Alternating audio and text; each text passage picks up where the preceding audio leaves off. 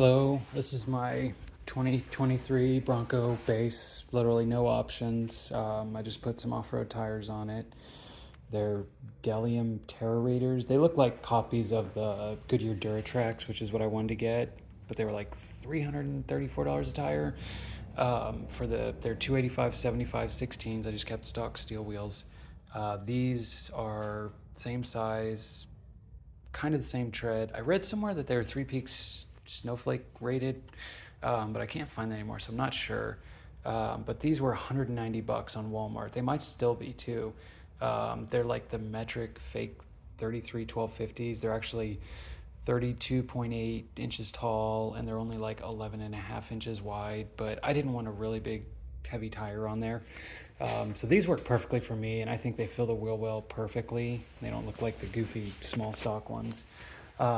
Anyways, I put the blow-off valve spacer adapter thing on there. I got it from eBay. It was like $34, I think.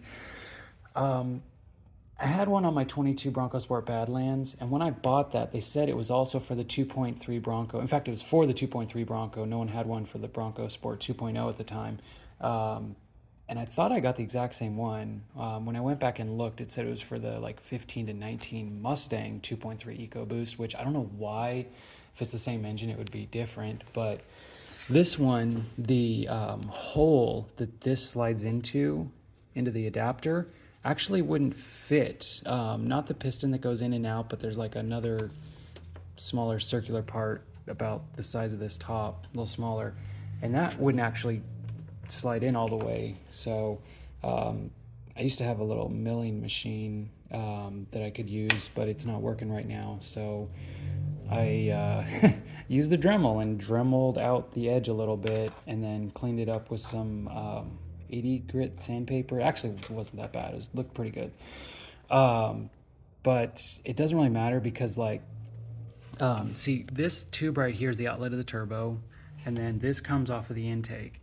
And basically what happens is the only part that has to seal is the face inside of there.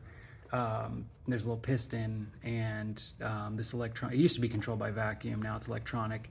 And when it needs to release, it pulls the piston this way, and air that's coming out of the turbo can now bypass and go into the intake. And this has the little things on the side, so it now gets released to atmosphere. And it doesn't matter because this doesn't run on a MAF, so you don't have to make sure it's like before the MAF and not bleeding metered air. But the thing that got me, hold on, sorry. I'm keeping the screws in case I have to put it back to stock in case there's any issues. So I've got this in my truck. Where did I put it?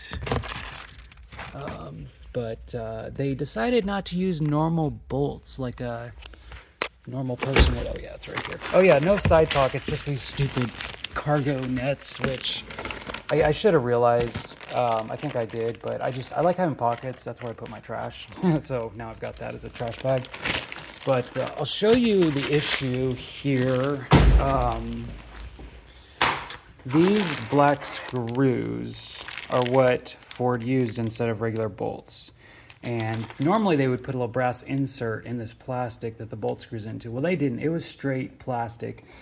And these kind of cut into the side and make threads, I believe, is how it works. And then, so basically what I had to use is I went to Lowe's and got number 12, 1 3/4 inch long wood screws.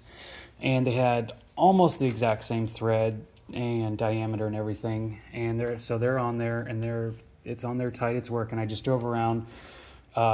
It did actually take a little more gas than my automatics did. I don't think I've ever had a turbo or a supercharger with blow valve on one of my manual cars. I only had roots blowers on those.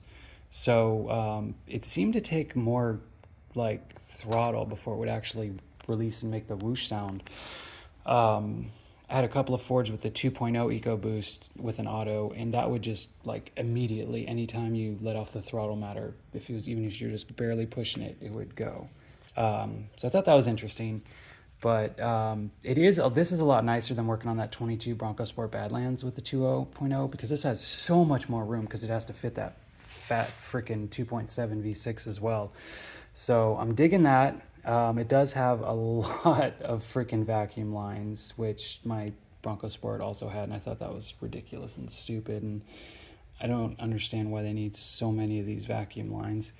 Yeah, here's the Bronco Base 2.3 manual, and that's the adapter, like $33 on eBay.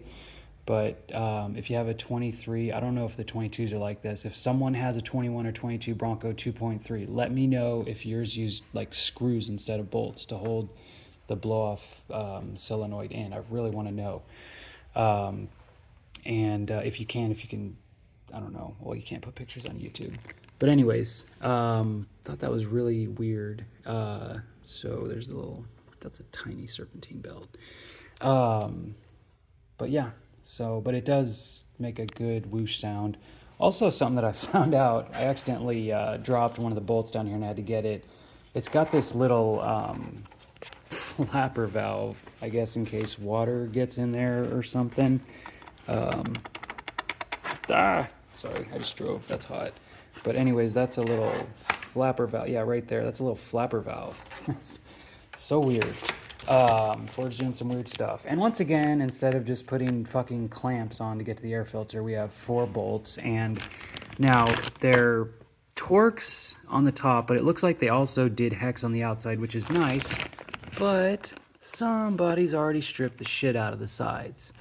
So I'll be using Torx. I've been working on a lot of newer Fords lately, so I have a full Torx set now, of course. There's a little Turbski. But yeah, I just want to make a video about the adapter, and I threw in some other shit.